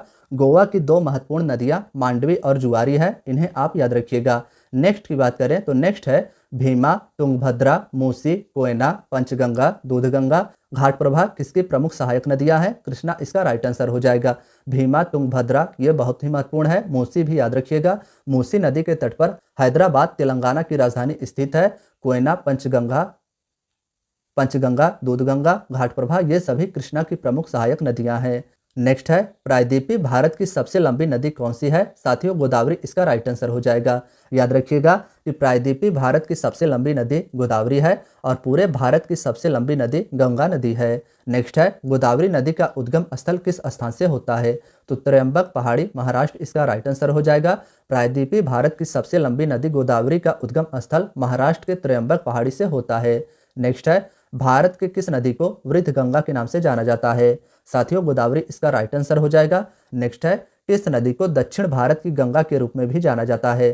साथियों दक्षिण भारत की गंगा के रूप में कावेरी नदी को जाना जाता है। यह नदी कर्नाटक राज्य से उद्गम होती है और आगे जाकर बंगाल की खाड़ी में अपना मुहाना बनाती है। नेक्स्ट है, कावेरी नदी का उद्गम स्थल क्या है? तो साथियों ब्रह्मगिरी पहाड़ी कर्नाटक इसका राइट आंसर हो जाएगा। कावेरी नदी का उद्गम ब्रह्मगिरी पहाड़ी से होता है और यह आगे जाकर बंगाल की खाड़ी में अपना मुहाना बनाती है। पेरियार नदी किस राज्य में प्रवाहित होती है, यह हमारा नेक्स्ट क्वेश्चन है। साथियों, केरल इसका राइट आंसर हो जाएगा। पेरियार नेशनल पार्क भी है और यहीं से होकर पेरियार नदी गुजरती है, जो केरल राज्य की प्रमुख नदी है। नेक्स्ट है, उमियम झील कहाँ पर स्थित है? मेघालय इसका राइट आंसर हो जाएगा। नॉर्थ ईस्ट स्टेट मेघालय में स्थित है उमियम झील, इसे भी आप याद रखिएगा। भारत का सबसे ऊंचा जलप्रपात कौन सा है? तो साथियों, कुंचिकल इसका राइट आंसर हो जाएगा। मोस्ट इंपॉर्टेंट है, भारत का सबसे ऊंचा झरना कुंचिकल है, जो कर्नाटक राज्य में वाराही नदी पर स्थित है। नदी भी आपको याद रखना है। नेक्स्ट है, चूलिया जलप्रपात किस नदी पर स्थित है? साथियों, चूलिया जलप्रपात की बात की जाए तो यह राजस्थान राज्य में स्थित है, चंबल नदी पर, इसे भी आप याद रखिएगा। नेक्स्ट है, हुंडरू जलप्रपात किस नदी पर स्थित है? स्वर्ण रेखा नदी इसका राइट आंसर हो जाएगा। हुंडरू जलप्रपात झारखंड में स्थित है और यह स्वर्ण रेखा नदी पर बना हुआ एक जलप्रपात है। नेक्स्ट है, उत्तर पश्चिम भारत के शुष्क भागों में ग्रीष्म ऋतु में चलने वाले कम और शुष्क हवाओं को क्या कहा जाता है? साथियों, उत्तर पश्चिम भारत के शुष्क भागों में ग्रीष्म ऋतु में चलने वाले यानी गर्मियों के मौसम में चलने वाले कम और शुष्क हवाओं को लू कहा जाता है। नेक्स्ट है, विश्व में सर्वाधिक वर्षा किस स्थान पर होती है? साथियों, यहाँ पर बात हो रही है विश्व की, भारत की ही नहीं, विश्व में सर्वाधिक वर्षा मेघालय के मासिनराम में होता है, इसे आप याद रखिएगा। नेक्स्ट है, मिट्टी के अध्ययन विज्ञान को किस नाम से जाना जाता है? पेडोलॉजी इसका राइट आंसर हो जाएगा। मिट्टी के अध्ययन विज्ञान को मृदा विज्ञान या पेडोलॉजी कहा जाता है। साथियों, अब हमारा नेक्स्ट क्वेश्चन है, भारत की सबसे अधिक उपजाऊ मृदा कौन सी है? तो जलोढ़ मृदा इसका राइट आंसर हो जाएगा। नेक्स्ट की बात करें तो नेक्स्ट है, पुराने जलोढ़ मिट्टी को किस नाम से जाना जाता है? साथियों, जलोढ़ मृदा जिसका ज़्यादातर विस्तार उत्तर भारत में है, गंगा नदी के बेसिन के द्वारा जलोढ़ मृदा का निर्माण किया जाता है और पुराने जलोढ़ मृदा को बांगर के नाम से जाना जाता है। नेक्स्ट है, नवीनतम जलोढ़ मिट्टी को किस नाम से जाना जाता है? साथियों, खादर इसका राइट आंसर हो जाएगा। नवीनतम जलोढ़ मिट्टी को खादर के नाम से जाना जाता है। ये मिट्टी बहुत ही ज़्यादा उपजाऊ होती है। नेक्स्ट है, किस मिट्टी को रेगोर मिट्टी के नाम से जाना जाता है? तो साथियों, काली मिट्टी इसका राइट आंसर हो जाएगा। काली मिट्टी को रेगोर मिट्टी के नाम से जाना जाता है। यह मिट्टी मुख्यतः मध्य प्रदेश के पश्चिमी भाग, गुजरात और महाराष्ट्र राज्य में पाई जाती है। नेक्स्ट है, कौन सी मिट्टी कपास के उत्पादन के लिए सर्वाधिक उपयुक्त है? तो साथियों, काली मिट्टी इसका राइट आंसर हो जाएगा। कपास का सर्वाधिक उत्पादन महाराष्ट्र और गुजरात राज्य में होता है और इसके लिए सबसे उपयुक्त मिट्टी काली मिट्टी है। नेक्स्ट है, लाल मिट्टी का लाल रंग किस कारण से होता है? तो साथियों, लाल मिट्टी का लाल रंग लौह ऑक्साइड के कारण होता है, इसे भी आप याद रखिएगा। चाय की खेती के लिए सबसे उपयुक्त कौन सी मिट्टी है? तो लेटराइट मिट्टी इसका राइट आंसर हो जाएगा। लेटराइट मिट्टी का सर्वाधिक विस्तार असम, पश्चिम बंगाल और भारत के पूर्वी उड़ीसा राज्यों तक पाया जाता है और ये चाय की खेती के लिए सबसे उपयुक्त मिट्टी है। नेक्स्ट है, सेरीकल्चर कृषि की कौन सी विधि है? साथियों, कई बार यह क्वेश्चन पूछा जा चुका है एग्जाम्स में, तो याद रखिएगा कि रेशम कीट पालन को सेरीकल्चर के नाम से जाना जाता है। नेक्स्ट है, जल में पौधों को उगाना कृषि की कौन सी विधि है? तो साथियों, हाइड्रोपोनिक्स इसका राइट आंसर हो जाएगा। बिना मिट्टी के जल में पौधों को उगाना हाइड्रोपोनिक्स कहलाता है। नेक्स्ट है, भारत के कुल क्षेत्रफल का लगभग कितने % भाग पर कृषि होता है? साथियों, भारत के टोटल एरिया के लगभग 51% भाग पर कृषि होता है, इसे आप याद रखिएगा। नेक्स्ट की बात करें तो नेक्स्ट है, भारत का मुख्य फसल कौन सा है? तो साथियों, चावल इसका राइट आंसर हो जाएगा। नेक्स्ट है, चावल उत्पादन में भारत का विश्व में कौन सा स्थान है? साथियों, दूसरा इसका राइट आंसर हो जाएगा। चावल का सर्वाधिक उत्पादन विश्व में चीन के द्वारा किया जाता है और चावल का दूसरा सबसे बड़ा उत्पादक देश भारत है। अगर भारत में बात की जाए तो साथियों, भारत में चावल का सर्वाधिक उत्पादन पश्चिम बंगाल राज्य के द्वारा किया जाता है। नेक्स्ट है, चावल की सबसे अधिक पैदावार वाली किस्म कौन सी है? IR20, इसे आप याद रखिएगा। नेक्स्ट है, भारत में सर्वाधिक गेहूं किस राज्य के द्वारा उत्पादित किया जाता है? तो साथियों, भारत में सर्वाधिक गेहूं का उत्पादन उत्तर प्रदेश राज्य के द्वारा किया जाता है, इसे आप याद रखिएगा। गेहूं का सर्वाधिक उत्पादन उत्तर प्रदेश राज्य के द्वारा और चावल यानी धान का सर्वाधिक उत्पादन भारत में पश्चिम बंगाल राज्य के द्वारा किया जाता है। प्रति हेक्टेयर गेहूं के उत्पादन में कौन सा राज्य प्रथम स्थान पर है? तो साथियों, पंजाब इसका राइट आंसर हो जाएगा। इसे आप ऐसे समझ सकते हैं कि कम जमीन पर ज्यादा गेहूं का उत्पादन पंजाब राज्य के द्वारा किया जाता है। हरित क्रांति का सबसे अधिक प्रभाव किन फसलों पर पड़ा था? यह हमारा नेक्स्ट क्वेश्चन है। तो साथियों, गेहूं सबसे पहले आपको याद रखना है। सबसे ज्यादा हरित क्रांति का प्रभाव गेहूं के फसलों पर पड़ा था और चावल के फसलों पर भी हरित क्रांति का प्रभाव पड़ा था। नेक्स्ट है, विश्व में हरित क्रांति के जनक के रूप में किसे जाना जाता है? तो साथियों, नॉर्मन बोरलॉग इसका राइट आंसर हो जाएगा। हरित क्रांति के जनक के रूप में नॉर्मन बोरलॉग को जाना जाता है। नेक्स्ट है, भारत में हरित क्रांति का जनक किसे कहा जाता है? तो MS स्वामीनाथन इसका राइट आंसर हो जाएगा। भारत में ग्रीन रिवॉल्यूशन के जनक MS स्वामीनाथन और विश्व में नॉर्मन बोरलॉग। नेक्स्ट है, भारत में हरित क्रांति की शुरुआत कब हुई थी? तो साथियों 1967-68 इसका राइट आंसर हो जाएगा। नेक्स्ट की बात करें तो नेक्स्ट है, भारत में श्वेत क्रांति का जनक किसे माना जाता है? तो डॉक्टर वर्गीज कुरियन इसका राइट आंसर हो जाएगा। श्वेत क्रांति यानी दुग्ध क्रांति का जनक भारत में डॉक्टर वर्गीज कुरियन और हरित क्रांति का जनक MS स्वामीनाथन को माना जाता है। नेक्स्ट है, श्वेत क्रांति किस क्रांति से जुड़ी हुई है? तो साथियों दुग्ध उत्पादन से जुड़ी हुई क्रांति श्वेत क्रांति है। कृष्ण क्रांति का संबंध किस कृषि उत्पादन से है? तो साथियों बायोडीजल इसका राइट आंसर हो जाएगा।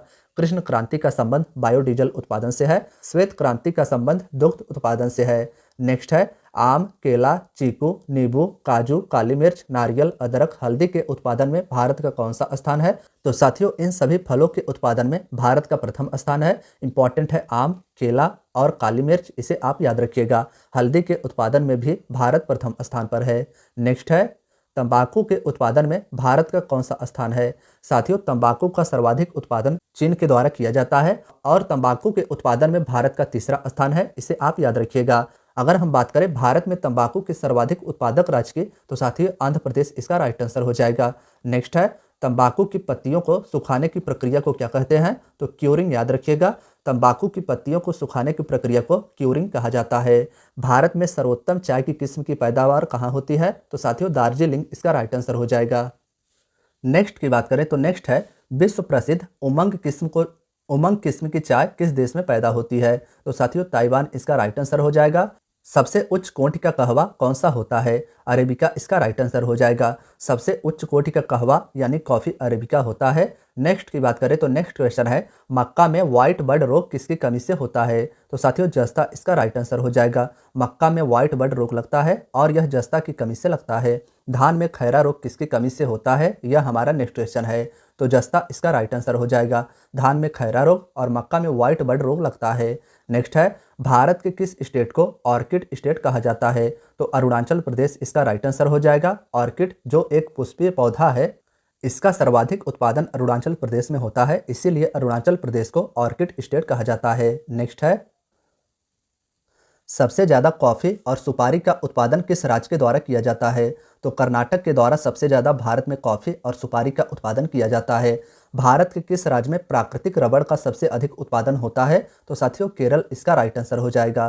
केरल के द्वारा भारत में सबसे अधिक रबड़ का उत्पादन, कर्नाटक के द्वारा कॉफ़ी और सुपारी का सर्वाधिक उत्पादन किया जाता है। भारत में सबसे अधिक केसर का उत्पादन कौन सा राज्य करता है? तो साथियों जम्मू कश्मीर याद रखिएगा। नेक्स्ट है, जैविक खेती करने वाला भारत का प्रथम राज्य कौन सा है? तो सिक्किम इसका राइट आंसर हो जाएगा। सिक्किम जैविक खेती यानी बिना किसी फर्टिलाइजर के द्वारा खेती करता है। नेक्स्ट है, गेहूं कौन से ऋतु में बोई जाने वाली फसल है? तो साथियों गेहूं को रबी ऋतु में बोया जाता है। ठंडियों के मौसम के दौरान यानी लगभग नवंबर दिसंबर में गेहूं के फसल को बोया जाता है, जिसे रबी ऋतु कहते हैं। नेक्स्ट है, कपास की खेती किस ऋतु में की जाती है? तो साथियों कपास की खेती खरीफ फसल के द्वारा की जाती है। खरीफ फसल को मुख्यतः मई जून में बोया जाता है। नेक्स्ट है, केंद्रीय चावल अनुसंधान संस्थान कहाँ पर स्थित है? कटक उड़ीसा इसका राइट आंसर हो जाएगा। इंपॉर्टेंट है तो इसे भी आप याद रखिएगा। केंद्रीय चावल अनुसंधान संस्थान कटक उड़ीसा, राष्ट्रीय गन्ना प्रजनन संस्थान कोयम्बटूर तमिलनाडु में स्थित है। नेक्स्ट है, केंद्रीय तंबाकू अनुसंधान केंद्र कहाँ पर स्थित है? तो साथियों राजमुंद्री आंध्र प्रदेश इसका राइट आंसर हो जाएगा। आंध्र प्रदेश के राजमुंद्री नामक स्थान पर केंद्रीय तंबाकू अनुसंधान केंद्र स्थित है। नेक्स्ट है, राष्ट्रीय जूट अनुसंधान केंद्र कहाँ पर स्थित है? और यह बैरकपुर पश्चिम बंगाल राज्य में स्थित है। राष्ट्रीय जूट अनुसंधान केंद्र बैरकपुर पश्चिम बंगाल में स्थित है। नेक्स्ट है, भारतीय कृषि अनुसंधान परिषद ICAR का मुख्यालय कहाँ पर स्थित है? नई दिल्ली इसका राइट आंसर हो जाएगा। याद रखिएगा कि भारतीय कृषि अनुसंधान परिषद का मुख्यालय नई दिल्ली में स्थित है। नेक्स्ट क्वेश्चन है, देश में सर्वाधिक नलकूप और पंप सेट किस राज्य में पाए जाते हैं? तो तमिलनाडु इसका राइट आंसर हो जाएगा। नेक्स्ट की बात करें तो नेक्स्ट है, गिरना सिंचाई परियोजना किस राज्य में स्थित है? साथियों गिरना सिंचाई परियोजना गिरना नदी पर महाराष्ट्र राज्य में अवस्थित है, इसे आप याद रखिएगा। सिंचाई परियोजना का मुख्य उद्देश्य राज्य को सिंचाई व्यवस्था देना होता है। नेक्स्ट है, पंबा सिंचाई परियोजना किस नदी पर स्थित है? तो पंबा नदी केरल इसका राइट आंसर हो जाएगा। केरल के पंबा नदी पर पंबा सिंचाई परियोजना स्थित है। नेक्स्ट है इंदिरा गांधी नहर को किस नदी से जल प्राप्त होता है? तो साथियों सतलज नदी इसका राइट आंसर हो जाएगा। इंदिरा नदी का सर्वाधिक विस्तार राजस्थान राज्य में है। यहाँ के रेगिस्तान वाले इलाकों में इंदिरा गांधी नहर बहुत ही ज़्यादा लाभकारी होता है और इंदिरा गांधी नहर को सतलज नदी से पानी प्राप्त होता है। नेक्स्ट है भारत में सबसे अधिक खनिज उत्पादक राज्य कौन सा है? तो साथियों उड़ीसा, राजस्थान, आंध्र प्रदेश, छत्तीसगढ़ और झारखंड, इन्हें आप याद रखिएगा। क्रमशः ये राज्य ऐसे हैं भारत के जहां पर सबसे अधिक खनिज उत्पादन किया जाता है। नेक्स्ट है असम का कौन सा क्षेत्र पेट्रोलियम उत्पादन के लिए प्रसिद्ध है? तो साथियों असम का डिगबोई क्षेत्र जो सुरमा घाटी के अंतर्गत आता है, यह पेट्रोलियम उत्पादन के लिए भारत भर में प्रसिद्ध है। नेक्स्ट है उड़ीसा का क्योंझर, मयूरभंज भारत में कौन से खनिज पदार्थ के उत्पादन के लिए प्रसिद्ध है? तो साथियों उड़ीसा में स्थित है खान यानी माइन, क्योंझर और मयूरभंज, और ये लौह अयस्क पदार्थ के उत्पादन के लिए प्रसिद्ध है। नेक्स्ट है विश्व में लौह अयस्क उत्पादन में भारत का कौन सा स्थान है? तो साथियों लौह अयस्क के उत्पादन में भारत चौथे स्थान पर है। लौह अयस्क का विश्व में सर्वाधिक उत्पादन ऑस्ट्रेलिया के द्वारा किया जाता है। भारत में लौह अयस्क उत्पादन में पहले स्थान पर कौन सा है? पहले स्थान पर कौन सा राज्य है? तो उड़ीसा इसका राइट आंसर हो जाएगा। नेक्स्ट है झारखंड का सिंहभूम, हजारीबाग, पलामू, धनाबाद कौन से खनिज पदार्थ के उत्पादन के लिए विश्व भर में प्रसिद्ध है? तो साथियों झारखंड में स्थित माइंस हैं सिंहभूम, हजारीबाग, पलामू, धनाबाद, और ये सभी लौह अयस्क खनिज पदार्थ के उत्पादन के लिए विश्व भर में प्रसिद्ध हैं। नेक्स्ट है भारत में मैग्नीज का सर्वाधिक उत्पादन किसके द्वारा किया जाता है? तो साथियों मध्य प्रदेश इसका राइट आंसर हो जाएगा। नेक्स्ट है विश्व में कोयले के उत्पादन में भारत का कौन सा स्थान है? तो साथियों तीसरा इसका राइट आंसर हो जाएगा। विश्व में कोयला का सर्वाधिक उत्पादन चीन के द्वारा किया जाता है और भारत विश्व में कोयले का तीसरा सबसे बड़ा उत्पादक है। नेक्स्ट है भारत में कोयला का सर्वाधिक उत्पादन किस राज्य के द्वारा किया जाता है? तो साथियों भारत में कोयला का सर्वाधिक उत्पादन छत्तीसगढ़ राज्य के द्वारा किया जाता है, इसे आप याद रखिएगा। सबसे उत्तम श्रेणी का कोयला कौन सा माना जाता है? तो एंथ्रोसाइट याद रखिएगा, यह भी इंपॉर्टेंट है। भारत में कोयला का सर्वाधिक उत्पादन छत्तीसगढ़ राज्य के द्वारा किया जाता है। सबसे उत्तम श्रेणी का कोयला एंथ्रासाइट होता है। कोयले के किस श्रेणी को भूरा कोयला कहा जाता है? यह हमारा नेक्स्ट क्वेश्चन है। तो साथियों लिग्नाइट इसका राइट आंसर हो जाएगा। लिग्नाइट श्रेणी के कोयले को भूरा कोयला कहा जाता है। नेक्स्ट है उद्योग की रोटी और काला सोना किसे कहते हैं? तो साथियों कोयला इसका राइट आंसर हो जाएगा। कोयला को उद्योग की रोटी और काला सोना कहा जाता है। नेक्स्ट है भारत में तांबा के उत्पादन में प्रथम राज्य कौन सा है? तो साथियों भारत में तांबा के उत्पादन में प्रथम 3 राज्य मध्य प्रदेश, राजस्थान और झारखंड है। नेक्स्ट है तांबा का सर्वाधिक भंडार किस राज्य में है? तो राजस्थान इसका राइट आंसर हो जाएगा। नेक्स्ट की बात करें तो नेक्स्ट क्वेश्चन है राजस्थान का जवार खान किस खनिज के उत्पादन के लिए प्रसिद्ध है? तो साथियों तांबा और जस्ता के उत्पादन के लिए राजस्थान का जवार खान प्रसिद्ध है, इसे आप याद रखिएगा। जवार खान राजस्थान राज्य में स्थित है। भारत में बॉक्साइट का उत्पादन सबसे अधिक कौन सा राज्य करता है? तो उड़ीसा याद रखिएगा। नेक्स्ट है भारत में अभ्रक का सर्वाधिक उत्पादन कौन सा राज्य करता है? तो आंध्र प्रदेश इसका राइट आंसर हो जाएगा। अभ्रक के द्वारा माइका का निर्माण किया जाता है और अभ्रक का सर्वाधिक उत्पादन भारत में आंध्र प्रदेश राज्य के द्वारा किया जाता है। भारत में सोने का सर्वाधिक उत्पादन करने वाला राज्य कौन सा है? तो साथियों कर्नाटक इसका राइट आंसर हो जाएगा। सोना यानी गोल्ड का भारत में सर्वाधिक उत्पादन कर्नाटक राज्य के द्वारा किया जाता है। नेक्स्ट है कोलार, उट्टी तथा हट्टी की खान किस खनिज पदार्थ के उत्पादन के लिए विश्व भर में प्रसिद्ध है? तो गोल्ड यानी सोना इसका राइट आंसर हो जाएगा।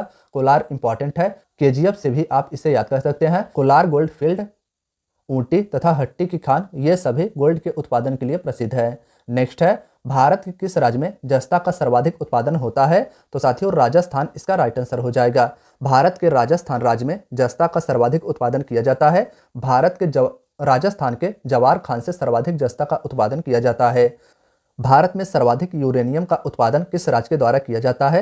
तो साथियों यूरेनियम का सर्वाधिक उत्पादन झारखंड राज्य के द्वारा किया जाता है। जादूगोड़ा खान आपको याद रखना है, इंपॉर्टेंट है। जादूगोड़ा खान जो झारखंड राज्य में स्थित है, यहाँ से सर्वाधिक यूरेनियम का उत्पादन भारत के द्वारा किया जाता है। नेक्स्ट है भारत में चांदी का सर्वाधिक उत्पादन करने वाला राज्य। तो दोस्तों इस क्वेश्चन का राजस्थान आंसर सही हो जाएगा। भारत में चांदी का सर्वाधिक उत्पादन राजस्थान के द्वारा किया जाता है और सोना यानी गोल्ड का सर्वाधिक उत्पादन कर्नाटक के द्वारा किया जाता है। विश्व का सबसे बड़ा थोरियम उत्पादक देश कौन सा है? तो भारत इसका राइट आंसर हो जाएगा। थोरियम का भारत में सर्वाधिक उत्पादन केरल के द्वारा किया जाता है, यानी केरल भारत का सर्वाधिक थोरियम उत्पादक राज्य है और भारत के द्वारा विश्व में सर्वाधिक थोरियम का उत्पादन किया जाता है। नेक्स्ट है भारत देश में लौह इस्पात उद्योग यानी आयरन स्टील इंडस्ट्री का पहला कारखाना किस राज्य में लगा था? तो साथियों आसनसोल पश्चिम बंगाल इसका राइट आंसर हो जाएगा। भारत में लौह इस्पात कारखाना सबसे पहले आसनसोल पश्चिम बंगाल में बराकर नदी के तट पर लगा था। साथियों नेक्स्ट क्वेश्चन की बात करें तो नेक्स्ट क्वेश्चन है Visvesvaraya iron and steel company Bharat के किस राज्य में अवस्थित है? तो कर्नाटक इसका राइट आंसर हो जाएगा। इसे आप याद रखिएगा। भिलाई इस्पात संयंत्र की स्थापना किस पंचवर्षीय योजना के दौरान किया गया था? सीधा सीधा क्वेश्चन ऐसे ही पूछा जाता है कि भिलाई इस्पात संयंत्र की स्थापना किस पंचवर्षीय योजना के दौरान किया गया था? तो दूसरी पंचवर्षीय योजना के दौरान 1955 में भिलाई इस्पात संयंत्र की स्थापना की गई थी। इसे आप याद रखिएगा। नेक्स्ट है भिलाई इस्पात संयंत्र भारत के किस राज्य में अवस्थित है? तो छत्तीसगढ़ इसका राइट आंसर हो जाएगा। छत्तीसगढ़ राज्य में अवस्थित भिलाई इस्पात संयंत्र की स्थापना सोवियत संघ वर्तमान रूस की सहायता से किया गया था और यह इस्पात संयंत्र 1955 में द्वितीय पंचवर्षीय योजना के दौरान भारत में स्थापित किया गया था। हिंदुस्तान स्टील लिमिटेड वर्ष 1959 भारत किस राज्य में अवस्थित है? तो साथियों राउरकेला उड़ीसा इसका राइट आंसर हो जाएगा। हिंदुस्तान स्टील लिमिटेड जिसकी स्थापना वर्ष 1959 में की गई थी, यह भारत के राउरकेला उड़ीसा राज्य में स्थित है और यह पश्चिमी जर्मनी की सहायता से भारत के राउरकेला में स्थापित किया गया था। नेक्स्ट है दुर्गापुर इस्पात संयंत्र वर्ष 1956 में स्थापित किया गया था। भारत के किस राज्य में अवस्थित है? तो पश्चिम बंगाल इसका राइट आंसर हो जाएगा। ब्रिटेन की सहायता से दुर्गापुर इस्पात संयंत्र की स्थापना वर्ष 1956 में पश्चिम बंगाल में किया गया था। बोकारो स्टील प्लांट भारत के किस राज्य में अवस्थित है? तो साथियों झारखंड इसका राइट आंसर हो जाएगा। इसे आप याद रखिएगा। बोकारो स्टील प्लांट इंपॉर्टेंट है, याद रखिएगा। इसे तृतीय पंचवर्षीय योजना के दौरान सोवियत संघ की सहायता से झारखंड राज्य में स्थापित किया गया था। तत्कालीन समय में इसे बिहार राज्य में स्थापित किया गया था, जो वर्तमान में झारखंड में है। नेक्स्ट है भारत में लौह इस्पात कारखाना को संचालन करने की जिम्मेदारी किसके पास है? तो साथियों सेल इसका राइट आंसर हो जाएगा। सेल यानी स्टील अथॉरिटी ऑफ इंडिया के द्वारा भारत में लौह इस्पात कारखाना का संचालन किया जाता है, जिसकी स्थापना वर्ष 1973 में की गई थी। नेक्स्ट है Hindustan aluminium corporation limited Hindalco की स्थापना वर्ष 1958 में कौन से राज्य में की गई थी? साथियों फुल फॉर्म याद रखिएगा हिंडाल्को का। हिंदुस्तान एल्युमिनियम कॉर्पोरेशन लिमिटेड की स्थापना वर्ष 1958 में रेणुकूट सोनभद्र उत्तर प्रदेश में किया गया था। नेक्स्ट है भारत के सूती वस्त्रों की राजधानी के उपनाम से कौन सा शहर जाना जाता है? तो मुंबई इसका राइट आंसर हो जाएगा। उत्तर भारत का मैनचेस्टर किसे कहा जाता है? यह हमारा नेक्स्ट क्वेश्चन है। कानपुर इसका राइट आंसर हो जाएगा। मैनचेस्टर जो अपने सूती वस्त्रों के लिए विश्व भर में विख्यात है, उत्तर भारत का मैनचेस्टर कानपुर शहर को कहा जाता है। नेक्स्ट है दक्षिण भारत का मैनचेस्टर किसे कहते हैं? तो कोयम्बटूर तमिलनाडु इसका राइट आंसर हो जाएगा। नेक्स्ट है भारत का बोस्टन किसे कहा जाता है? तो साथियों गुजरात के अहमदाबाद को भारत का बोस्टन कहते हैं। नेक्स्ट है भारतीय अर्थव्यवस्था में कपड़ा उद्योग का योगदान क्या है? तो साथियों पहला योगदान भारतीय अर्थव्यवस्था में कृषि का है और कपड़ा उद्योग का योगदान भारत की अर्थव्यवस्था में दूसरा है। नेक्स्ट है भारत का कौन सा क्षेत्र देश में सर्वाधिक रोजगार प्रदान करने वाला उद्योग है? तो कृषि इसका राइट आंसर हो जाएगा। इसे आप याद रखिएगा। भारत में सर्वाधिक रोजगार देने वाला उद्योग कृषि है और दूसरे स्थान पर कपड़ा उद्योग है। नेक्स्ट है सोने का रेशा यानी गोल्डन फाइबर किसे कहा जाता है? इंपॉर्टेंट है, याद रखिएगा। जूट को गोल्डन फाइबर या सोने का रेशा कहा जाता है। नेक्स्ट है अंतर्राष्ट्रीय जूट संगठन का मुख्यालय किस देश में स्थित है? तो ढाका बांग्लादेश इसका राइट आंसर हो जाएगा। जूट का सर्वाधिक उत्पादन विश्व भर में बांग्लादेश के द्वारा किया जाता है। यहीं पर स्थित है अंतर्राष्ट्रीय जूट संगठन। और भारत की अगर बात करें तो भारत में जूट का सर्वाधिक उत्पादन पश्चिम बंगाल राज्य के द्वारा किया जाता है और पश्चिम बंगाल में ही भारत का जूट रिसर्च सेंटर भी है। नेक्स्ट है भारत में जूट का सर्वाधिक उत्पादक राज्य कौन सा है? तो साथियों पश्चिम बंगाल, याद रखिएगा। भारत में आधुनिक ढंग से सीमेंट बनाने का पहला कारखाना कहाँ लगाया गया था? तो साथियों मद्रास, वर्तमान का तमिलनाडु, याद रखिएगा। भारत में आधुनिक ढंग से सीमेंट बनाने का पहला कारखाना मद्रास में 1904 में लगाया गया था, जो असफल रहा था। नेक्स्ट है कागज का पहला सफल कारखाना भारत के किस शहर में लगाया गया था? तो लखनऊ इसका राइट आंसर हो जाएगा।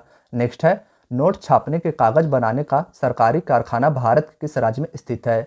साथियों नोट छापने के कागज का सरकारी कारखाना भारत के मध्य प्रदेश राज्य के होशंगाबाद शहर में स्थित है। इसे भी आप याद रखिएगा। नेक्स्ट है मध्य प्रदेश का नेपा नगर किसके लिए प्रसिद्ध है? तो अखबारी कागज इसका राइट आंसर हो जाएगा। अखबार के कागज के लिए मध्य प्रदेश का नेपा नगर प्रसिद्ध है। नेक्स्ट है एशिया का सबसे बड़ा उर्वरक संयंत्र कहाँ पर स्थित है? तो सिंदरी, झारखंड इसका राइट आंसर हो जाएगा। भारत का ही नहीं, एशिया का सबसे बड़ा उर्वरक संयंत्र सिंदरी, झारखंड में स्थित है। नेक्स्ट है जलयान निर्माण करने वाली सार्वजनिक क्षेत्र की company Garden Reach Workshop Limited Bharat किस राज्य में अवस्थित है? तो साथियों कोलकाता पश्चिम बंगाल इसका राइट आंसर हो जाएगा। गार्डन रिच वर्कशॉप लिमिटेड जिसके द्वारा जलयान का निर्माण किया जाता है और यह सरकारी क्षेत्र की कंपनी कोलकाता पश्चिम बंगाल में स्थित है। नेक्स्ट है मझगांव डाक लिमिटेड भारत के किस राज्य में स्थित है? तो मुंबई इसका राइट आंसर हो जाएगा। इसे आप याद रखिएगा। जिस भी शब्द के अंत में गांव शब्द जुड़ा हो जैसे जलगांव, मझगांव, ये सभी मुंबई से जुड़े हुए होते हैं। और जहां पर आपको गार्डन दिखे जैसा इसके पहले वाले क्वेश्चन में हम सभी ने देखा था तो वह कोलकाता से जुड़ा हुआ शब्द होता है। नेक्स्ट है भारत में वायुयान निर्माण के लिए स्थापित हिंदुस्तान एरोनॉटिक लिमिटेड किस राज्य में स्थित है? तो साथियों बेंगलोर कर्नाटक इसका राइट आंसर हो जाएगा। जलयान निर्माण के लिए कोलकाता पश्चिम बंगाल और वायुयान निर्माण के लिए कर्नाटक का बेंगलोर प्रसिद्ध है। कर्नाटक के बेंगलोर में वायुयान निर्माण के लिए स्थापित हिंदुस्तान एरोनॉटिक लिमिटेड यानी HAL है। इसे आप याद रखिएगा। नेक्स्ट है मोटर गाड़ी उद्योग के लिए प्रसिद्ध अशोक लेलैंड का मुख्यालय भारत किस राज्य में स्थित है? तो साथियों चेन्नई तमिलनाडु इसका राइट आंसर हो जाएगा। तमिलनाडु स्टेट के चेन्नई शहर में मोटर गाड़ी उद्योग के लिए प्रसिद्ध अशोक लेलैंड का मुख्यालय स्थित है। नेक्स्ट है Tata engineering and locomotive company limited Bharat के किस राज्य में अवस्थित है? तो साथियों जमशेदपुर झारखंड इसका राइट आंसर हो जाएगा। नेक्स्ट की बात करें तो नेक्स्ट क्वेश्चन है महिंद्रा एंड महिंद्रा लिमिटेड भारत के किस राज्य में अवस्थित है? तो पुणे महाराष्ट्र इसका राइट आंसर हो जाएगा। नेक्स्ट है मोटर गाड़ी उद्योग के लिए प्रसिद्ध मारुति उद्योग लिमिटेड का मुख्यालय भारत किस राज्य में स्थित है? तो गुड़गांव हरियाणा इसका राइट आंसर हो जाएगा। मोटर गाड़ी उद्योग के लिए प्रसिद्ध मारुति उद्योग लिमिटेड का मुख्यालय गुरुग्राम या गुड़गांव हरियाणा में स्थित है। नेक्स्ट है भारत में सीसा उद्योग का प्रमुख केंद्र क्या है? तो फिरोजाबाद इसका राइट आंसर हो जाएगा। रेल के इंजन बनाने का सबसे पुराना कारखाना चित्तरंजन लोकोमोटिव वर्क्स जिसके द्वारा इलेक्ट्रिक इंजन का निर्माण किया जाता है यह भारत किस राज्य में अवस्थित है? तो पश्चिम बंगाल इसका राइट आंसर हो जाएगा। इलेक्ट्रिक इंजन का निर्माण चित्तरंजन लोकोमोटिव वर्क्स में पश्चिम बंगाल के द्वारा किया जाता है। नेक्स्ट है डीजल से चलने वाले इंजन का निर्माण कहां पर होता है? तो वाराणसी उत्तर प्रदेश इसका राइट आंसर हो जाएगा। देश के पहले रेलवे इंजन थॉमसन को कहां संरक्षित किया गया है? यह हमारा नेक्स्ट क्वेश्चन है। तो साथियों IIT रुड़की इसका राइट आंसर हो जाएगा। मूंगा रेशम उत्पादन में भारत का कौन सा स्थान है? तो प्रथम स्थान है भारत का मूंगा रेशम के उत्पादन में। इसे भी आप याद रखिएगा। कच्चा रेशम का सर्वाधिक उत्पादन भारत के किस राज्य के द्वारा किया जाता है? तो कर्नाटक याद रखिएगा। नेक्स्ट की बात करें तो नेक्स्ट क्वेश्चन है वर्तमान समय में भारत का सबसे लंबा राष्ट्रीय राजमार्ग कौन सा है? तो NH44 जिसका पुराना नाम NH7 था जो श्रीनगर जम्मू कश्मीर से लेकर भारत के तमिलनाडु कन्याकुमारी तक फैली एक सबसे लंबी राष्ट्रीय राजमार्ग है। यह भारत का वर्तमान समय में सबसे लंबा राष्ट्रीय राजमार्ग है। नेक्स्ट है भारत के किस राष्ट्रीय राजमार्ग को GT रोड कहा जाता है? तो साथियों NH1 और NH2 को सम्मिलित रूप से GT रोड कहा जाता है। नेक्स्ट है स्वर्णिम चतुर्भुज योजना के अंतर्गत किन 4 महानगरों को जोड़ा गया था? तो साथियों स्वर्णिम चतुर्भुज योजना के अंतर्गत 4 महानगर दिल्ली, मुंबई, चेन्नई और कोलकाता को जोड़ा गया था। नेक्स्ट की बात करें तो नेक्स्ट क्वेश्चन है भारत के सीमावर्ती सड़कों का निर्माण एवं प्रबंधन किसके द्वारा किया जाता है? तो BRO आप याद रखिएगा। सीमा सड़क विकास बोर्ड के द्वारा भारत के सीमावर्ती यानी भारत के बाउंड्री पर स्थित सड़कों का निर्माण किया जाता है और इनका प्रबंधन भी किया जाता है। इंदिरा गांधी अंतर्राष्ट्रीय हवाई अड्डा भारत के किस राज्य में अवस्थित है? तो साथियों नई दिल्ली इसका राइट आंसर हो जाएगा। नेक्स्ट है छत्रपति शिवाजी अंतर्राष्ट्रीय हवाई अड्डा कहां पर स्थित है? तो मुंबई में स्थित है छत्रपति शिवाजी अंतर्राष्ट्रीय हवाई अड्डा। इसे आप याद रखिएगा। अन्ना अंतर्राष्ट्रीय हवाई अड्डा कहां पर स्थित है? यह हमारा नेक्स्ट क्वेश्चन है। तो साथियों चेन्नई इसका राइट आंसर हो जाएगा। नेक्स्ट है बाबा साहेब अंबेडकर अंतर्राष्ट्रीय हवाई अड्डा कहां पर स्थित है? तो महाराष्ट्र के नागपुर में स्थित है बाबा साहेब अंबेडकर अंतर्राष्ट्रीय हवाई अड्डा। इसे भी आप याद रखिएगा। नेक्स्ट है गोपीनाथ बारदोली अंतर्राष्ट्रीय हवाई अड्डा कहां पर स्थित है? तो गुवाहाटी असम में स्थित है गोपीनाथ बारदोली अंतर्राष्ट्रीय हवाई अड्डा। शेख आलम अंतर्राष्ट्रीय हवाई अड्डा कहां पर स्थित है? तो श्रीनगर जम्मू कश्मीर इसका राइट आंसर हो जाएगा। शेख आलम अंतर्राष्ट्रीय हवाई अड्डा श्रीनगर जम्मू कश्मीर में स्थित है। पूर्णतः सौर ऊर्जा से संचालित विश्व का प्रथम अंतर्राष्ट्रीय हवाई अड्डा कौन सा है? तो साथियों कोचिन अंतर्राष्ट्रीय हवाई अड्डा जो कोच्चि केरल में स्थित है यह पूर्णतः सौर ऊर्जा से संचालित विश्व का प्रथम अंतर्राष्ट्रीय हवाई अड्डा है। भारत की सबसे लंबी राष्ट्रीय राजमार्ग भारत की सबसे लंबी राष्ट्रीय जलमार्ग इलाहाबाद से हल्दिया तक है, इसे किस नाम से जाना जाता है? तो साथियों, भारत की सबसे लंबी राष्ट्रीय जलमार्ग जो गंगा नदी पर बनाया गया है, यह 1620 किलोमीटर का है। यह उत्तर प्रदेश के इलाहाबाद यानी प्रयागराज से लेकर पश्चिम बंगाल के हल्दिया तक है और इसे NW1 के नाम से जाना जाता है। नेक्स्ट की बात करें तो नेक्स्ट क्वेश्चन है, भारत का सबसे गहरा बंदरगाह कौन सा है? तो साथियों, विशाखापत्तनम बंदरगाह इसका राइट आंसर हो जाएगा। विशाखापत्तनम बंदरगाह भारत का सबसे गहरा बंदरगाह है जो डॉल्फिन नोच चट्टान के पीछे बना हुआ है। नेक्स्ट है, देश का सबसे बड़ा बंदरगाह कौन सा है? तो मुंबई बंदरगाह इसका राइट आंसर हो जाएगा। देश का सबसे गहरा बंदरगाह विशाखापत्तनम बंदरगाह जो आंध्र प्रदेश राज्य में अवस्थित है।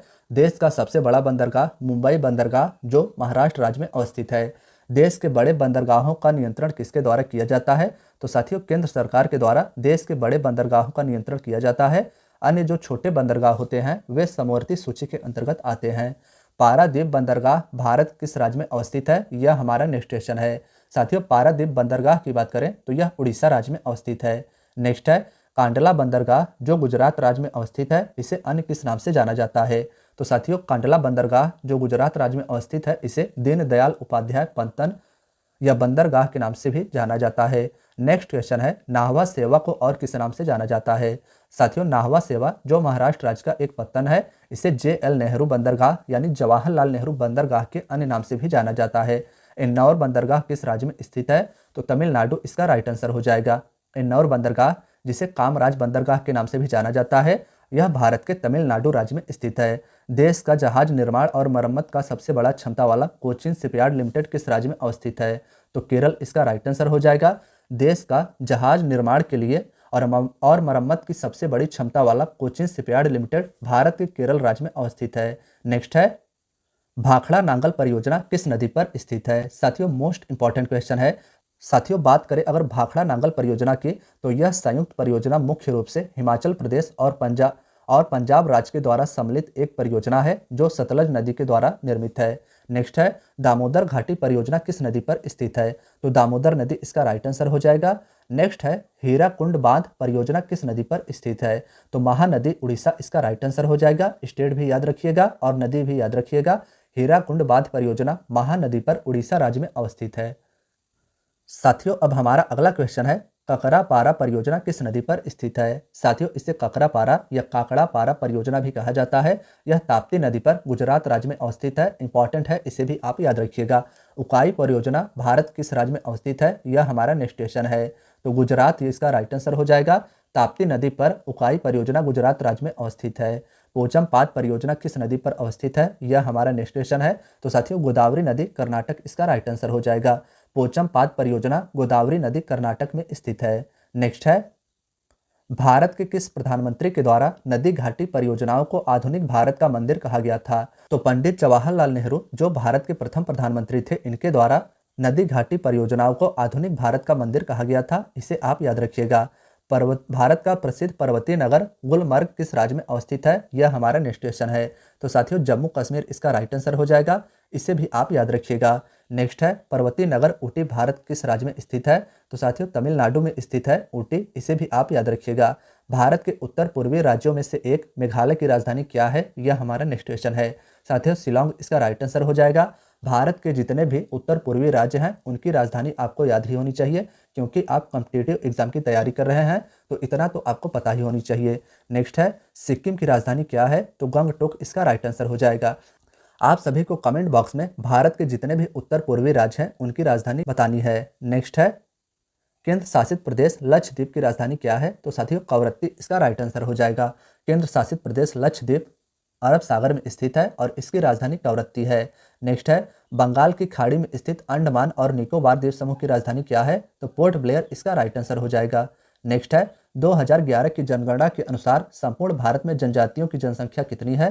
तो साथियों, 8.6% जनसंख्या 2011 की जनगणना के अनुसार संपूर्ण भारत में जनजातियों की है।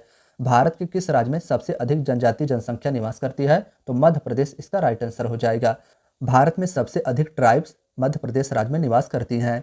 प्रतिशतता की दृष्टि से भारत का सबसे बड़ा जनजातीय जनसंख्या वाला राज्य कौन सा है? तो साथियों, मिजोरम 94.4% मिजोरम राज्य की जनसंख्या का वहां पर जनजाति निवास करती है। नेक्स्ट है, 2011 की जनगणना के अनुसार जनसंख्या की दृष्टि से भारत की सबसे बड़ी जनजाति कौन सी है?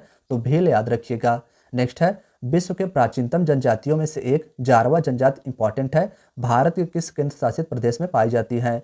तो साथियों, अंडमान निकोबार द्वीप समूह में विश्व के प्राचीनतम जनजातियों में से एक जारवा जनजाति पाई जाती है, इसे भी आप याद रखिएगा।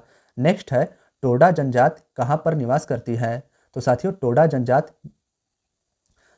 टोडा जनजाति नीलगिरी की पहाड़ियों पर निवास करती है। इनका मुख्यतः स्थान तमिलनाडु और केरल है। नेक्स्ट क्वेश्चन की बात करें तो नेक्स्ट है, किस जनजातियों के द्वारा मिथन त्यौहार मनाया जाता है? साथियों, अब हम सभी अपने वीडियो के आखिरी तक पहुंच गए हैं। बात करें अगर इस क्वेश्चन के आंसर की, तो नागा लोगों के द्वारा मिथन त्यौहार मनाया जाता है, इसे भी आप याद रखिएगा। नेक्स्ट है, कौन सी जनजाति दिवाली को शोक के त्यौहार के रूप में मनाती है? तो साथियों, थारू इसका राइट आंसर हो जाएगा। थारू जनजातियों का निवास स्थान मुख्यतः गोरखपुर और तराई वाला भाग है उत्तर प्रदेश का। यहाँ के थारू जनजातियों के द्वारा दिवाली को शोक के रूप में मनाया जाता है। साथियों, अब हमारे वीडियो का आखिरी क्वेश्चन है, जनजातियों की शैक्षणिक संस्था को क्या कहा जाता है? तो युवा ग्रह आप याद रखिएगा। तो दोस्तों, अगर आप सभी को वीडियो पसंद आई हो, कंटेंट यूजफुल लगा हो, तो वीडियो को लाइक कीजिएगा, चैनल को सब्सक्राइब कीजिएगा और हाँ दोस्तों, वीडियो को शेयर करना ना भूलिएगा, क्योंकि आप सभी के लिए इस वीडियो को बनाने के लिए बहुत ही ज़्यादा मेहनत की आवश्यकता हुई थी और इसे मैंने पूरा भी किया। धन्यवाद दोस्तों।